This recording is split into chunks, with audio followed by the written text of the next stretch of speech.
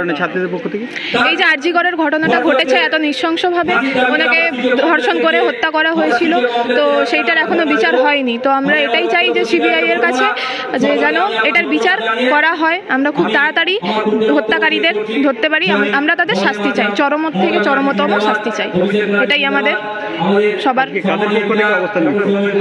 আজকে তৃণমূল